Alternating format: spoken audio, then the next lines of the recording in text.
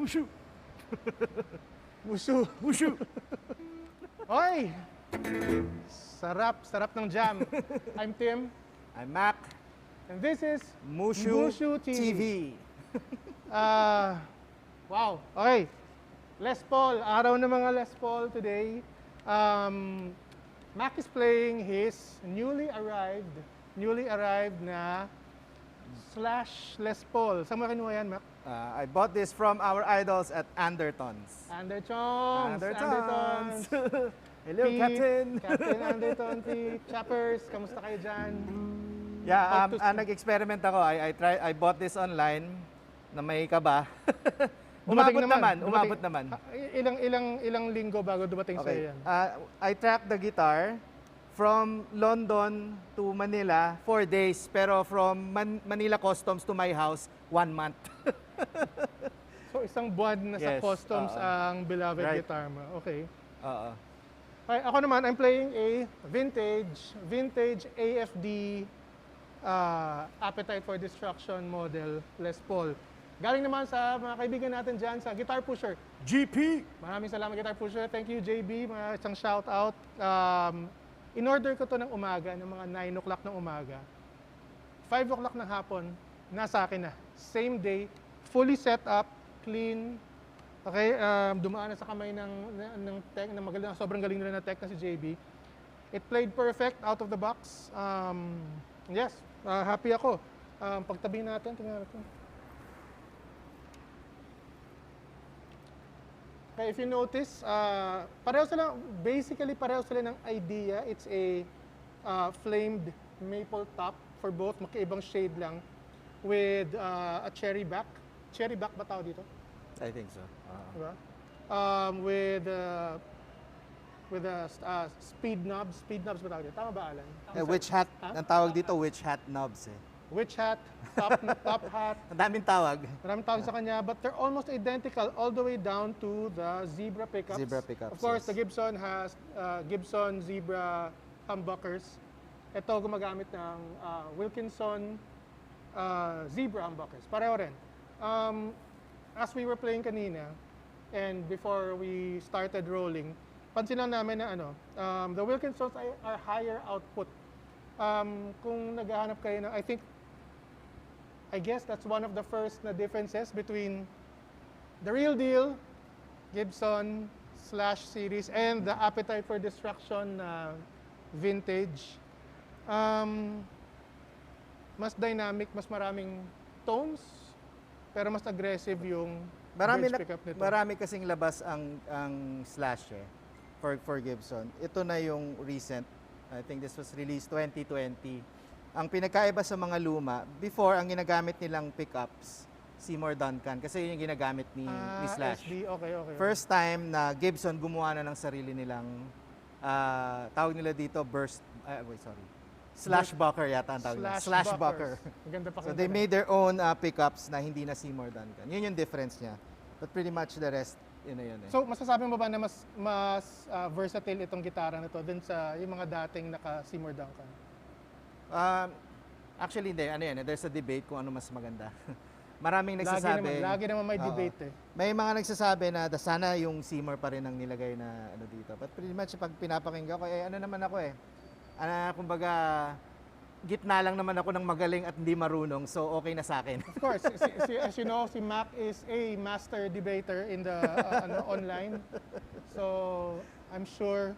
Pero happy ka sa Slash. Alam ko naman yan na mula nung nagsimula tayo nung pandemic na mahilig sa gitara, matagal mo nang pinapangarap yung... Matagal ko nang gusto magka-Slash na signature. Kaya lang yung mga dati kasi sobrang ang hirap makuha din eh. Saka Okay. sobrang mahal. Ngayon mass produce na. Mas marami na siyang Okay. iba-iba rin ang kulay, mas marami rin kulay ngayon eh. Ano tawag sa color na to? This one is the Appetite Amber. Appetite Amber. Mhm. Yan ang Ito, tawag ang nila. tawag nila is I think, ano ba to? Amber din eh. Dark Amber. Amber Pansit Palabok. Ang kulay ano eh. Yes, Ambers. Amber's Pansit Palabok. One more, parang one big difference is the weight. Mabigat Diba? ito. Mabigat. But I think This is about kasi 10 pounds. ang vintage is a chambered body. So it's mas malambo, mas magaang ng konti. Binding wise, it's about the same, of course. Sa unang tingin, 'di ba, parang parehong quality parang you would think na parehong price point. Unang tingin first impressions hanggang sa okay, lalapit ka na, titingnan mo na, tsaka pag ginawa titingnan mo ka na na. yung headstock. Doon mo na makikita yung differences. From here onwards, of course, kasi automatic matic yan, parang plus $2,000 pag may Gibson na sa taas Hindi naman, plus 500. Okay. This is based off the standard Gibson Gibson Les Paul standard na pinalitan nga nitong slash bucker, tsaka of course yung mga slash na signature. Kaya mo Okay. binayaran. Anong tuner? So parang pata-tuners pala, naka-vintage style na. Yep. Gibson. Pakita mo yung Long, pakita mo yung firma, yung slash logo sa likod. Kaya ba? Although may pictures naman ako nito. Okay, ano lang, anong maximum mo? Ako nang bahala sa Okay? Ang ganda, kasi yan yung actual, si Slash mismo ang nag-drawing yan di ba? Siya mismo nag-drawing. If I'm not mistaken, yes. Okay. GNFR. Okay. Ay, hindi. Ano ba to? RNFR. What that? Rock and F and Leaping Roll. Rock and F and roll. Meron din ako, yung akin meron din Merong sticker na punit na. Saka ito, syempre, ito yung binayaran mo ng extra dito, yung pirma Okay, yung akin, may nakasulat. Ang sabi niya, Paradise. Take me down. From Paradise City. Okay. Alright. Alam mo, si vintage in fairness, this is my second vintage guitar from Guitar Pusher. Ang vintage, kung humuli ng look tsaka feel, ibang klase. One of the big things dito is, ano ba yun, naka-strap locks na yun pagdating. Yes, it came with Scholler. Scholler strap locks. Ito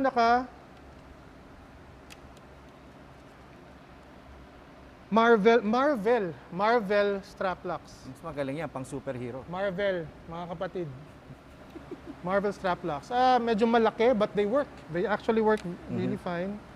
Pero up to that feature, syempre, they wanted to give, I guess Vintage wanted to give you the Gibson slash signature experience at Lower what, price. 15%, 20% the price. Okay, guys, so ito na lang yung bilang yung kwentahan. 6 nito, isa nun. Pero ba't ka naman bibili ng 6 nito? Ang gagawin mo doon. Diba? So, for the complete slash experience, diba? Kung For fanboys ma-afford- like me, para sa mga di ba, hindi naman ako bumibili naman ako ng minsan na gitara pag signature, binibili ko talaga dahil idol ko yung magamit. diba? Pero 'di ba kung parang hindi naman magpapahuli ang vintage. Tones tayo. Si Mac is running the slash Through a Fender Twin Twin Reverb. Reverb. It's one of the most popular na tube amps ng Fender, very loud. Ako naman, I'm using my Marshall 1 watt head. It's the DSL-1 tube amp na 1 watt lang ang output. I love it. I love it to bits. I can bring it here, pang demo ng gitara sa warehouse. Pwede ko ibig sa bahay na hindi magagalit yung mga kapitbahay sa akin. Through my 2x12 na 2-rock signature cab. Yun. Tones. Go. This is clean. Well, without any pedals, pero I'm on the ultra gain channel. Diba? This is an A chord. G.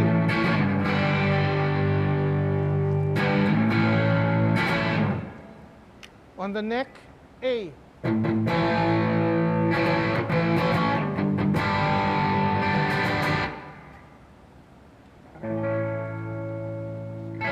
Gitna, gitna.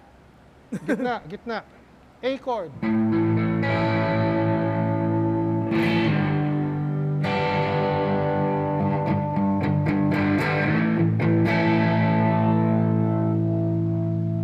With overdrive, I'm running a Seriatone Centura overdrive. Pinaka sought after na clone ng the Clone Centaur. Pinapangarap ko yun pero presyong ginto. Literally presyong ginto. Mga ano niyan, mga 20, di naman ano, mga 20 piraso ba niyan? Oo, pare. Para dun sa Clone Centaur. Anyway, this is the Centura from Seriatone with gain at around 12 o'clock, output at 9. Let's see. On the neck pickup.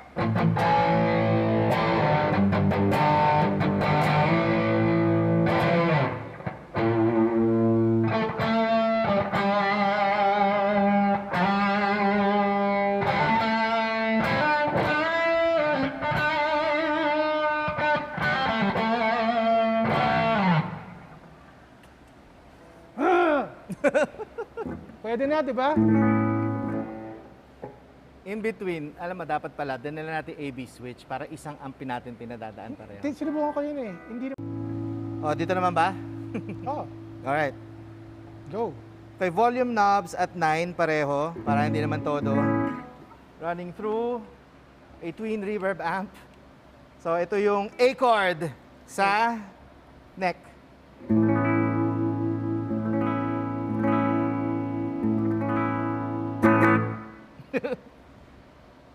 Bridge.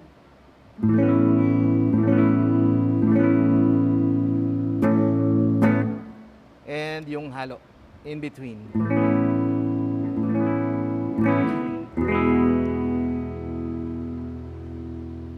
So, gamitan natin ng konting galit ng Angry Angry Swede by Decibelics. Suede. Yeah. Swede. Huh? Angry Swede by Decibelics. Swede. Swede naman. Swede ang basa ko. Parang sapatos. Angry Swede. Angry Swede. Alright.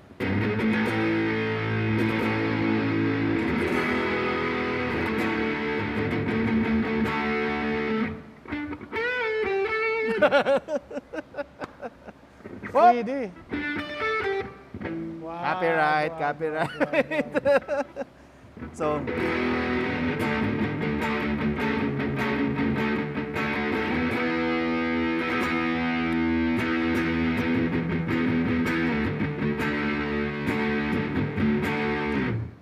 okay, so balikan natin. That's the original 2020/Gibson. This is the clone, the vintage version, vintage yung brand, di ba? Carried by Guitar Pusher, of that guitar. This is the AFD Paradise, so Appetite for Destruction Paradise model. This costs 28,000 galing sa Guitar Pusher. This is around, ilang taon? may $2,000. makukuha ka dito locally from resellers at 195 So almost, diba, 190 to 200,000 in this sa local variety. resellers. Pero ito, yung binili ko from Andertons is actually much cheaper. Parang, Kaso? oo. Kaso, pagdating sa customs, kasi babayaran mo yung custom tax, came out konti lang. Siguro mga 10,000 cheaper than dun sa mga local. Yun nga lang, yung hassle, at saka yung kaba. Yes. So, Naghihintay kang dumarating na gitara. would you say if you had to do it again, suporta mo lang yung local sellers? Ako talaga gusto kong suportahan na lang yung local sellers. Parang lalo na kung nandito na yung ano. Correct, mahawakan mo na. Hawakan mo na, wala ka naman alagaan dito. mo. Kaya lang, ang hirap din makahanap nung Correct. Pero Ang padami na kulay. sila ng padami. Ang daming online sellers ngayon sa Facebook na nagpapasok ng quality guitars na you wouldn't find here anyway. Yes. So paganda ng paganda ang sa ano natin, ang choices nating mga wannabe guitarists and ano. Wannabe. Alright, so price points, not necessarily cheap. This is entry level as far as quality guitars go. This is, di ba, ano yan? Lodi pangarap na guitar. In fact, itong signature na to, masasabi mo sa Gibson line, parang mid-level pa lang ito eh. Hindi naman. Or 3/4 level. Kumbaga, di ba, it's a standard signature. It's a standard, oo. So the standard is the mid. Or the upper mid na nga ang standard. Kasi you have the, you have the studio, you have the tribute. No, tribute studio. Tribute studio. Traditional, standard. Tapos yung in between yung yung signature kasi standard nga rin siya. Tapos and then of course there's the custom. Custom shop. The custom shop like any other brand. Ang custom shop may dalawa pa yan. Merong custom shop na regular custom shop at saka meron yung ano yung isa yung may pangalan. Sino pa ano pangalan ng Eddie Murphy. Murphy's Lab. Ha? Tom Murphy. Tom Murphy? The Tom Murphy. The Murphy Lab. Di ba may sarili siyang laboratory yan? So then you have the Murphy Lab. Eddie Murphy. Alam mo, nagtangka, para lang makita ko order ako, pero hindi ko pinaabot sa payment. Yung Murphy Lab Les Paul would have cost me almost $500,000 pesos to bring in. Grabe, si mahal ng coaching Yeah, naka-views ka na eh. Views, mga ganun. Na slight Exactly. views, di ba? Was it worth it? Putek, kung may pera ako. Ang ganda ng gitara. Usong-uso pa naman yung usapan ngayon sa mga chat, yung mga tone is in your fingers. So, True, totoo naman. lahat ng sabihin nyo totoo. Tone is in your fingers, totoo. Tone is in the gear, totoo din. Yep. Diba?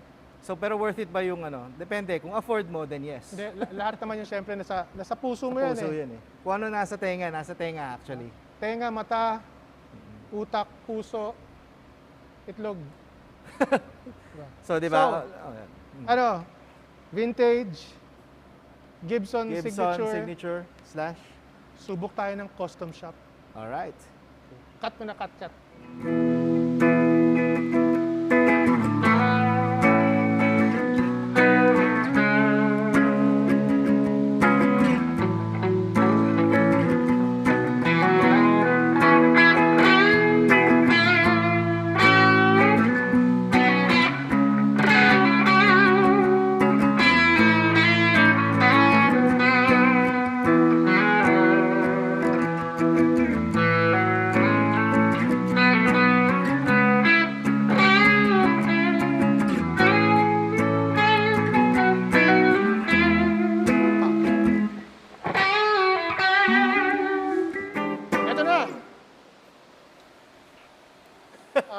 Salamat sa gitara, Alan.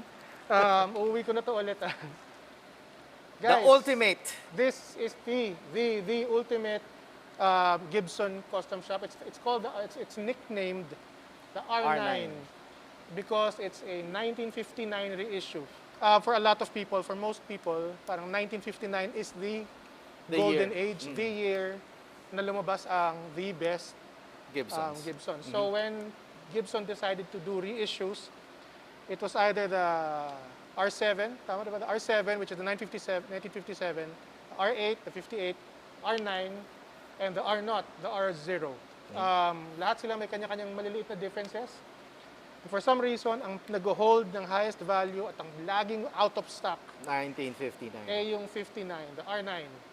Bakit? Hindi ko alam. Actually, may previous ako na video. Actually, kung gusto nyo malaman yung history, hanapin nyo si 5 Watt. 5 Watt World. Mm. Sobrang guitar nerd. Detailed history of the Gibsons. Meron din, okay din parang si Beato rin, meron yata. Rick Beato. Si Rick Beato, isang buong rack yung mga... Puro Les Paul. Puro Les Paul eh. Rick Beato, another famous YouTuber like us. Doon sa mga baguhan kasi, hindi pantay-pantay yung pagkakagawa ng gitara eh. Diba? Yung quick hindi siya pantay-pantay. Depende sa history din. Bakit mas mahal yun? Bakit mas mahal yung 1959? Kasi may history. Kung gusto nyo malaman yung history, YouTube is your friend. So, binabayaran din yung kwento. Binabayaran yung kwento. Totoo yan. Oo, totoo yan. Totoo yan. Bakit yung kotseng dinrive ni Elvis Presley mas mahal dun sa ibang naka-junk rin na kotse na pareho lang. Naman yan? Sama History. yun eh. Yung BMW kung saan pinatay si Tupac, it's worth $4 million. What? The BMW kumbaga ngayon, wala pang $10,000 yung value na, but it was being sold for $4 million. Ganun lang talaga. So the 1959, iba ba yung tunog? Pwede. Kasi kumbaga vintage na Patunungin mo rin vintage kaya wound. ulit. A. There's the A chord. On the neck pick. Naka-plug. Without the cintura. That's it. Yun yung tunog Ayun na yun. Yun yung tunog Les Paul. Pare, kinalibututan ako. Kinilabutan. Kinilabutan ako. Iba, hindi. Promise. Iba eh. Yung kanina, diba? Iba yung pag ano pa lang. That's the vintage Les Paul sound. Yan yung Les Paul sound na tunog talaga. Yan yung Ano ba to? PAF pickups, diba? PAF, they call them the vintage PAF. pickups. They call the PAF, the patent applied for. Pag tinanggal mo yan, nasa loob nakalagay yung PAF. PAF, diba? Pag tinanggal mo yung cover. So, tinawag lang sa nila. Pwedeng bang bilhin yung pickups na to separately? I guess, yes. Maraming I think may so. gumagawa naman sa PAF. Pero, for some reason, kung makukuha mo ng close-up lang, if you notice, mukha siyang lumang gitara. Hindi siya relic. Hindi siya parang yung mga relic ng Fender. Pero mukha siyang Aged. di ba, na parang naiwan sa cabinet ng matagal. May konting patina. Hindi pa siya tarnishing eh. Hindi pa siya Patina. corrosion. It's called patina. Pag ang kalawang, pinasosyal mo, ang tawag doon, Patina. patina. Okay?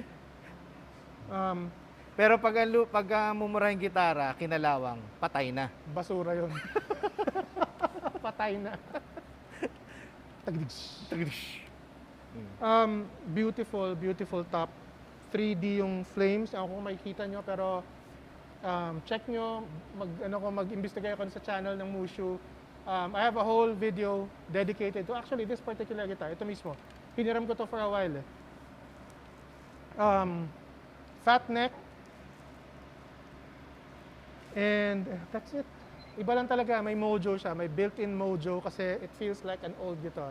Diba? To simplify natin yung usapan, 28,195 locally. Magkano yan, boss? Pasensya na. Pasintabi sa may-ari. Ha? SRP nito, if you bought it from the local distributor, is 460,000. 460,000 pesos. Of course, Sing mahal ng cherry na kotse. parang Sing ganun mahal na ng nga. kotse. Okay, pero siyempre, may mataas ang SRP. Lagi naman may discount. So you can have these for about, 400? hindi naman, 350. 350? Diba? Ganon. From the secondary market, if you're willing to go used, you can Dalawa get- nito, isang ganon. Almost, Yeah, kung malapit sa parang SRP. ganon. Dalawa nito, isang ganyan. Again, worth it ba? If you can afford it, yes. Kasi tunog pa lang, nakakakilabot. And pride of ownership. Pag hawak mo, it really feels like a vintage guitar, an old guitar. Parang may pinanggalingan, parang may naranasan na yung gitara. Yes. So, tone is in the fingers, boss. Hindi, ang tone is in the pick. Is in the pick. Pick ang pinaka-importante sa lahat. Joke lang, huwag niyo ako i-bash. Nagbibiro lang ako. Tone, I guess tone is in the tenga. Tone is in the tenga, di ba? Kung natutuwa ka sa pinagagagawa mo, di maganda ang tone mo. Dito sa mga beginners, kasi may mga beginners, diba? Yan usually nanonood ng mga 28,000 versus 200 versus almost 400. Depende eh. Kung beginner ka, depende talaga. Depende ang tunog, may pagkakaiba. Pero kung worth it ba sa presyo, doon tayo magkakatalo eh, di ba? Pero ako lang, ito lang advice ko. Marami na tayong dinaan ng hobbies, lalo na kami ni Alan. Si Alan nga pala, nasa behind the camera, one of our partners sa Siya MUSHU. po ang may-ari ng mga gitara lahat dito. Siya may-ari nitong gitara. Marami na kami dinaanan ng hobby. One of yung best pieces of advice that we can give is if you're going into something, lalo na yung ito na, kumbaga yung skill level na kailangan mong ma-attain para mag-enjoy is medyo kailangan mong pagtsagain eh. Get a guitar na medyo pinaghirapan mo, tsaka medyo aray yung presyo sa'yo. Para Kasi mapilitan kang gamitin. Oo, di ba? May encourage kang gamitin eh. Kasi kung basura lang yung binili mong gitara, wala namang basurang gitara. Walang basurang gitara. Pero kung minani mo lang yun, kung barya lang sa'yo yung ginastos mo, ang dali mong kalimutan eh. Ngayon, kung medyo ininda mo, kalahating buwang sweldo ang ginamit mo, mapipilitan kang, Gagamitin mo yan. Oo, Pag-aaralan mo yan papractice talaga. ka eh. Totoo yun. diba? So, ako, para ma-enjoy ko to, siguro, kalahating taon ako magpa-practice para, Pero siguro quick question. Kasi kung gagastos ka ng ganyang kalaki, ganito, like ito nga, masakit na sa bulsa to eh, di ba? Yan pa, doble. Pag bumili ka ba ng mamahaling gitara, kamusta yung resale value? Right. For people like me, ako mahilig ako magbumili, magbenta. Mas nag-hold, syempre, a guitar that's mass-produced na maraming kapareho sa Pilipinas, mabilis bumagsak ang presyo. Pag binenta mo yun in the secondary market, una-una, bagsak na presyo mo kasi maraming kasabay. Number two, ang tagal pa bago mabenta kasi ang daming available. Daming kapareho. Yes, Diba? that's true. If you go for something unique, like this, mas may chance ka kasi laging may naghahanap niyan. True. Somebody's always looking for a slash Les Paul na ayaw magbayad ng brand new price. So just slash around 15%, 20% from your purchase price. Ang bilis niyan. That's true. So anyway, yes, magkakaiba ng tunog. Walang pangit na gitara, 28, 200, 400. Talagang kanya-kanya lang eh. Kung ano yung mapupusuan mo, tsaka Tsaka kung anong kaya mong bilhin. Kung anong kaya mo bilhin, kung anong gusto mong bilhin, kung anong, di ba, kung okay lang sa'yo mag-cup noodles sa lang buong buhay. Kasi meron akong nakikita, may nabibiling mga Thomson ba yun? At saka parang J-Craft. Not bad ang J-Craft. Na parang na mga Les Paul, pag tinignan mo sa pictures, di pa ako nakakahawak pero pag tinignan mo sa pictures, magaganda. But it's worth what? 10,000, 9,000 pesos. Di ba? I mean, yes, tone is in the fingers, pero bakit pag pinahawak natin yung ano na yon, yung J-Craft na yon kay sino ba magaling na Les Paul user? Kay Slash. Kay Slash. Maganda pa rin ang tunog nun. Sigurado. Maganda pa rin ang tunog Hindi nun. lang yun, magiging 300,000 ang ano na. Pero, pag ganito ang hawak niya o ganyan, mas maganda pa rin yung tunog. So, nagmamatter pa rin yung gear. Gear matters. Not necessarily the price, pero ganun talaga eh. As the price goes up to a certain point, tumataas din ang quality eh. Only up to a certain point. Yes. Di ba? Law of, ano yan? Diminishing returns. Yes, thank you Anderton for that lesson.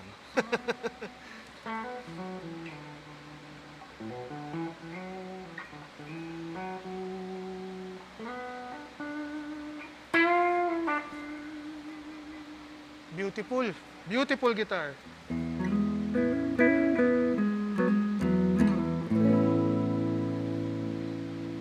Go.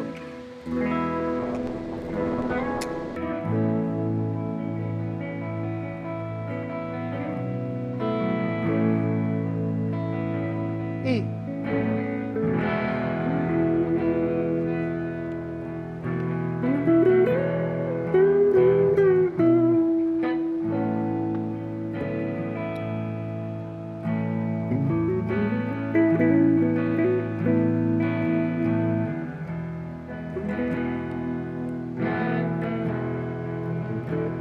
teka lang lagyan ko ng